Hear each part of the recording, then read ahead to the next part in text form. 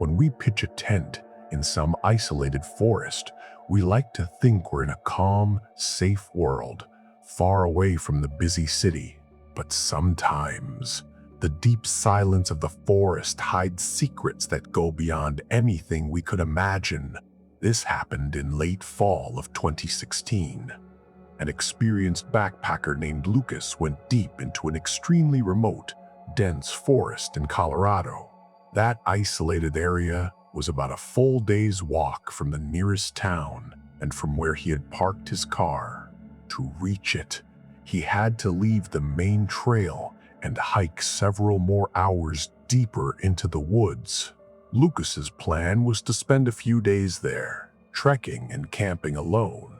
He decided to set up camp far from the main trail in a remote spot with no marked path at all.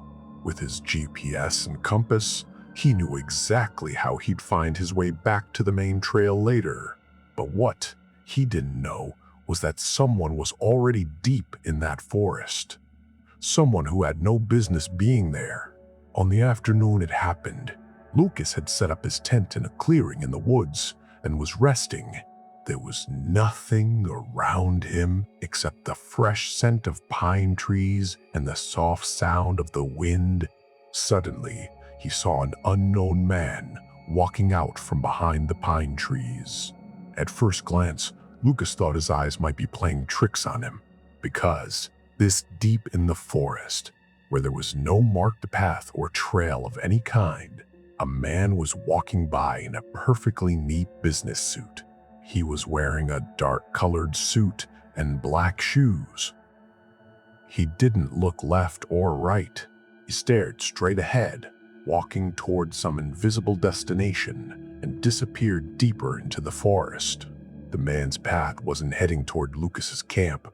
Instead, he was moving toward a direction where there wasn't even a visible path to follow.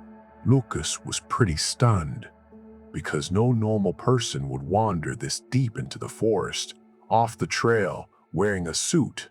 As the afternoon wore on and the sun started going down, the forest grew colder. Lucas gathered dry wood from around the area and lit a campfire. Surrounded by the warmth of the fire and the smell of wood smoke, he started getting dinner ready. Right around then, just before sunset, Lucas's eyes landed on a spot only about 50 yards from his campsite. The same man was standing there. But this time, the sight was even stranger. His once neat suit was now torn, covered in mud and dirt.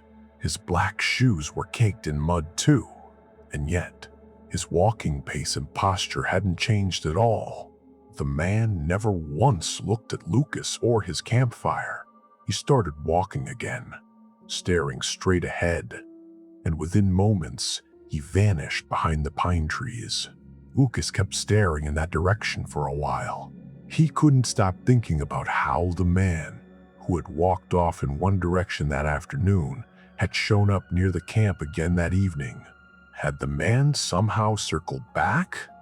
Or was he wandering through the woods so lost that he didn't even know which way he was going? Lucas had no idea. For the first time, an unknown fear started forming in his chest.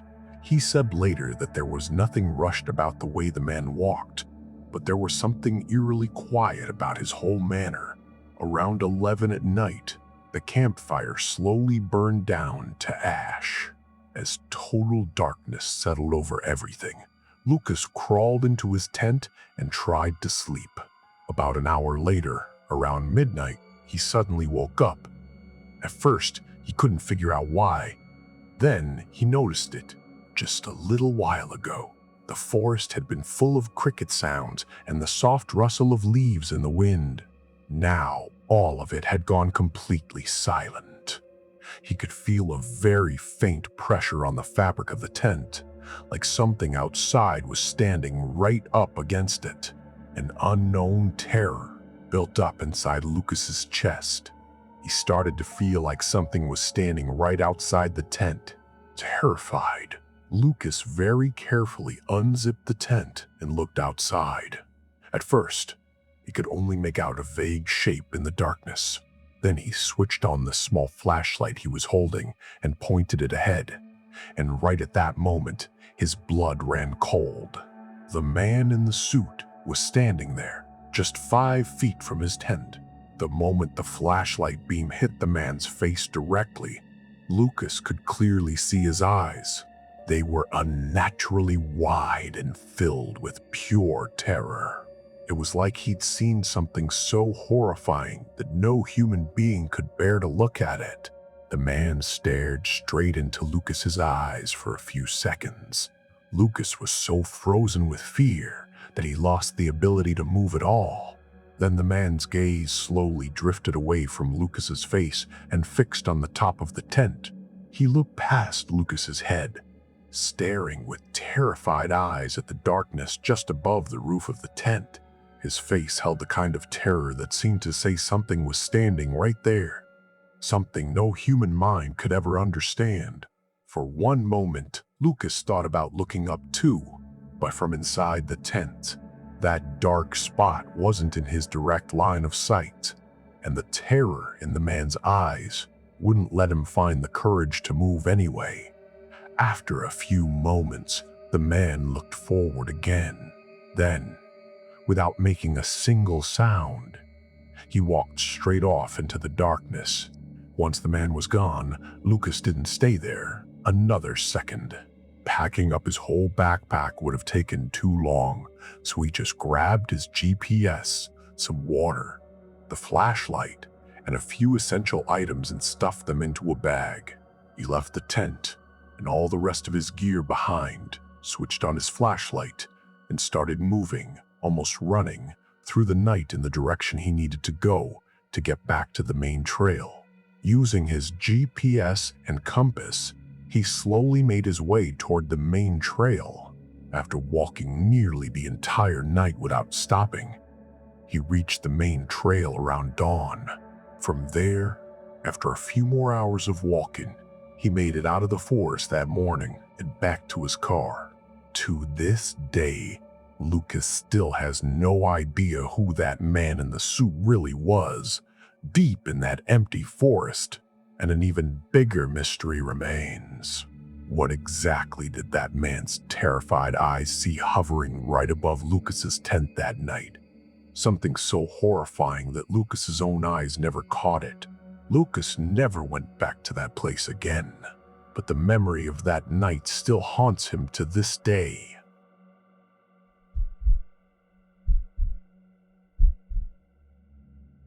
This happened on a bitterly cold winter night in 2015.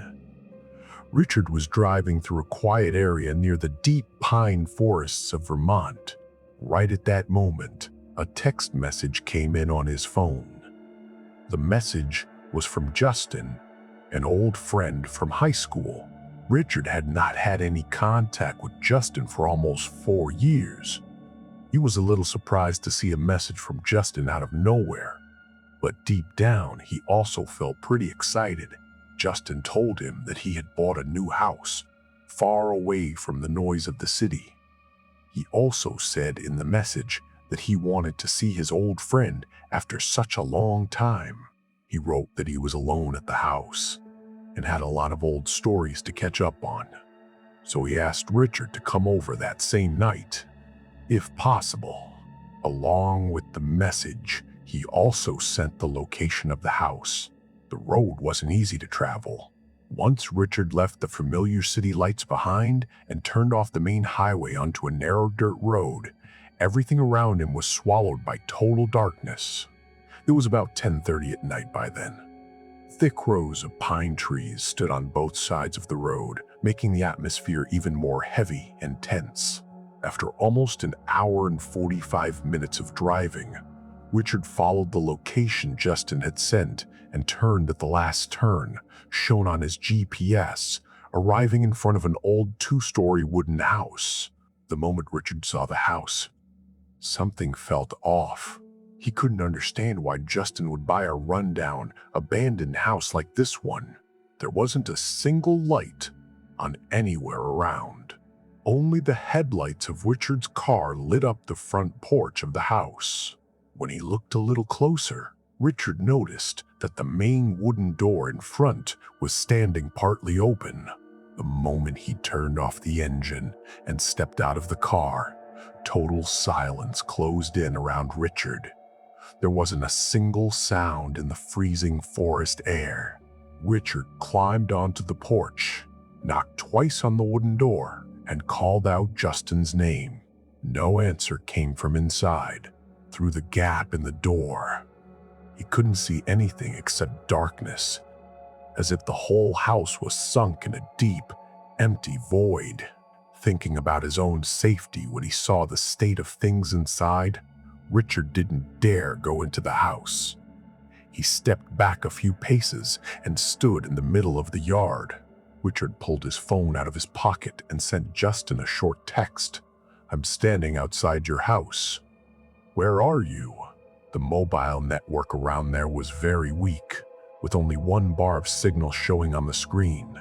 After he sent the message, the screen stayed stuck on sending for a few seconds. Then the message slowly went through as delivered, but no reply ever showed up on his phone screen. This is what happened exactly 10 seconds after the message was delivered. Suddenly, a horrifying, agonized scream came out of the darkness of the deep pine forest behind the house. The scream was a desperate human cry for help, extremely sharp and full of pain. Hearing that sound, the blood in Richard's body seemed to freeze in an instant. But the most terrifying part was that the scream cut off suddenly, only 2 or 3 seconds after it started, as if someone had grabbed the person's throat with a brutally tight grip. Richard stood frozen in place for a few moments. Then, with shaking hands, he pulled out his phone and tried to call 911.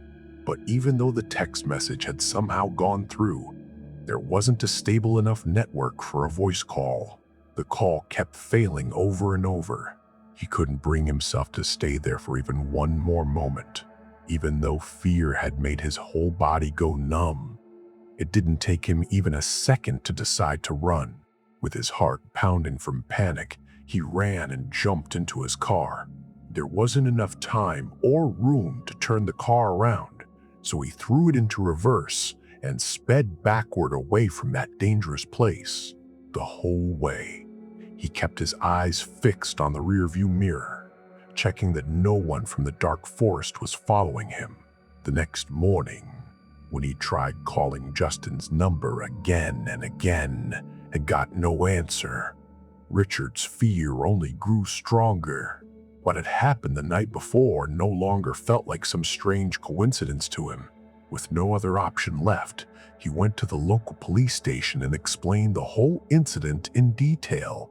He showed the police the messages Justin had sent him, along with the location Justin had shared. The police wasted no time and started their investigation, following the location Richard had given them straight to the house in the forest. The investigators quickly confirmed that the house had been abandoned for a long time. There was no sign that anyone had been living inside. The power had also been disconnected for a long time. Later, after checking local property records, the police found out that the house's ownership hadn't changed in recent years, and there was no record anywhere of Justin buying that house. The police even brought in a search team and combed through every inch of the pine forest behind the house, but they didn't find any signs of a struggle, blood, or any other evidence in the forest floor that could connect the scene to the screen from the night before. This failed search only made the whole thing feel even more terrifying and mysterious. Then the investigation turned up another shocking piece of information. It turned out that Justin had actually gone missing from his own home about 4 days before that night. After checking his car and personal belongings, the police found out that Justin's phone was missing too. By checking the timestamps and the number on the messages Richard had shown them, The investigators confirmed the messages really had been sent from Justin's own number, but at the time those messages were sent, Justin had already been missing for 4 days. That meant the phone had been in someone else's hands at the time, someone who had used Justin's identity to lure Richard out to that isolated house. That was when the whole picture became clear to Richard. Luring him to that isolated place had probably been part of that person's plan all along, and the desperate scream that had come from the forest was likely Justin's, but the police were never able to prove for certain whether that scream had really been Justin's or not. Many years have passed since that night, but the police still haven't found any trace of Justin. The identity of the person who used his phone to lure Richard to that house has never been discovered either. Even now, Richard still shivers whenever he thinks back on that night. He still can't figure out what the real purpose of the person who set that trap was. Had they only been planning something involving Justin, or was Richard meant to be their next target too? And the most terrifying question of all still remains unanswered. If the scream that came from the darkness of the forest that night really was Justin's, then how did he end up near that isolated house in the woods 4 days after going missing from his own home? To this day, no one knows the answer to that question.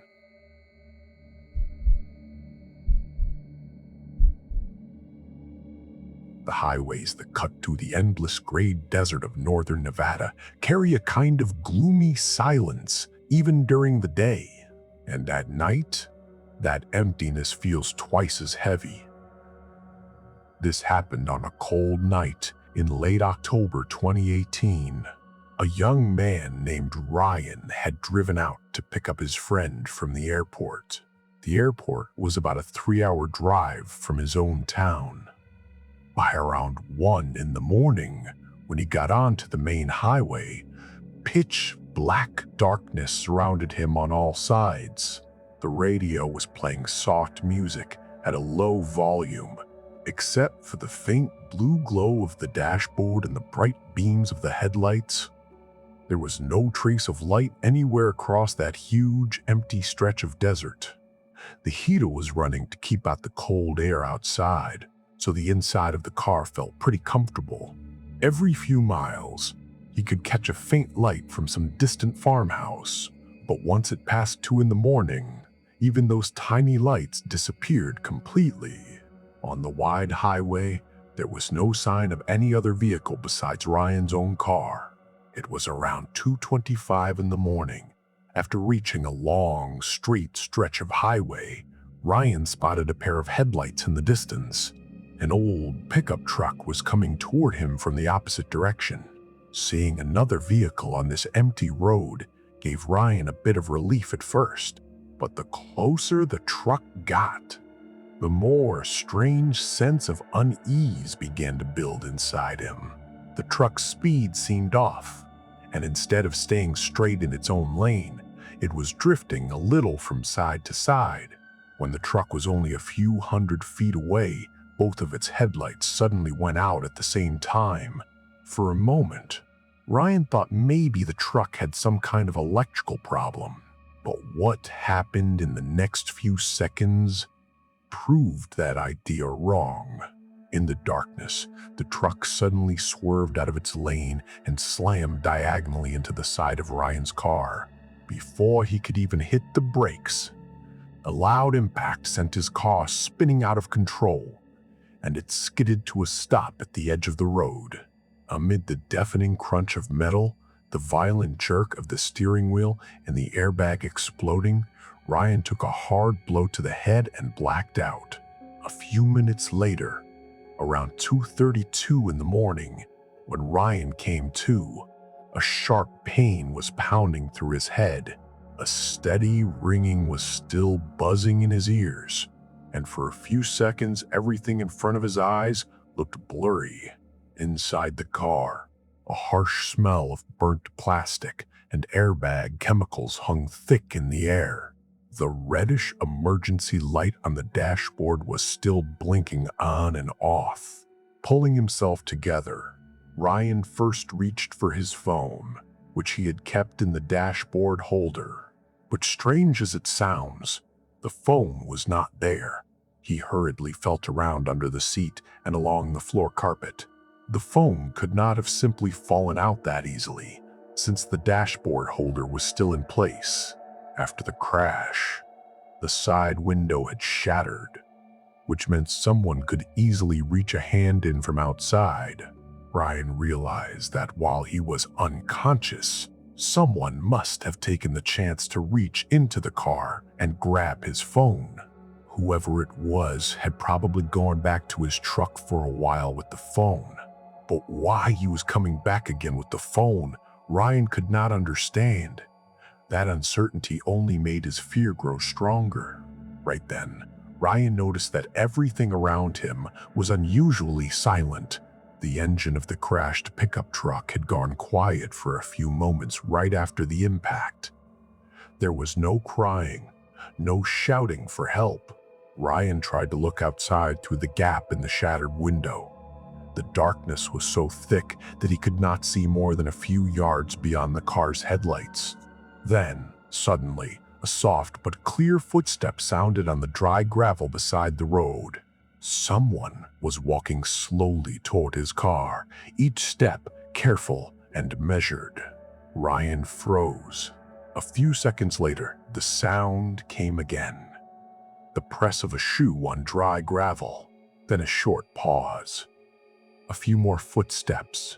There was none of the hurry you would expect from a normal passerby or someone rushing to help after a crash. It felt like someone was deliberately walking toward him, slow and steady. That was when the terrifying thought became clear in Ryan's mind. The missing phone and these measured footsteps were part of the same trap. Someone had left him helpless in the dark, taken away his only chance to call for help, and was now walking straight toward him. A cold wave of pure terror ran down Ryan's spine. Without wasting another moment, Ryan grabbed the bent, twisted steering wheel and held it tight. By pure luck, the damaged engine groaned a few times and finally started. Ryan quickly threw the car into reverse. Back tires spun and scraped against the body of the car with a loud grinding noise, kicking up gravel. He never looked back, not even once. Pushing the engine to its full power, he pulled the car back, turned it toward the road, and sped off, tearing through the darkness ahead of him. Because the front of the car was damaged, Ryan could not push it past 20 or 30 miles an hour. The wrecked front end kept scraping and grinding with every mile. Still, he did not stop. Driving at that slow, painful pace for almost an hour, he finally reached the outskirts of a small town. From there, he called the police for help. Since the area was such a remote stretch of desert, and it took time for the local patrol team to get organized, the police and highway patrol were not able to reach the scene until an hour and a half to 2 hours later. But by the time the police arrived at the crash site, there was almost nothing left there besides broken glass from Ryan's car, a few scattered pieces of plastic, and tire marks scraped into the road. The pickup truck that had rammed into him at an angle had its engine stall for a few moments, but it had started up again. The driver disappeared into the darkness with the truck right after the crash, so no trace of it was left at the scene. There was no abandoned vehicle anywhere nearby either. The police could not find any reliable clue about which direction the pickup truck had gone in the dark of night. Ryan's phone was never recovered either. Right up until the crash, the phone had been in the dashboard holder, and when he came to after the collision, it was gone. So the police also assumed that the unknown attacker had taken the phone. But why he took the phone, why he targeted Ryan's car on such an empty highway, and why he left Ryan injured and then vanished back into the darkness, None of those questions were ever answered. Who that unknown driver in the pitch-black darkness really was, nobody knows to this day. All Ryan knows is that what happened at 2:25 in the morning, the thing he first thought was just a terrible car accident, might not have been an accident at all, because after the crash, while he lay alone inside the wrecked car, someone had taken his phone. And then, out of that very same darkness, someone's footsteps had slowly come toward him. The unsolved terror of that night has never fully left Ryan's mind. Whenever he sees a car's headlights in the distance on some empty highway at night, that night comes rushing back to him, because he knows now that not every accident is really an accident. And sometimes, the most terrifying part is this: while you are searching for someone to help you, someone out there in the dark may have already found you.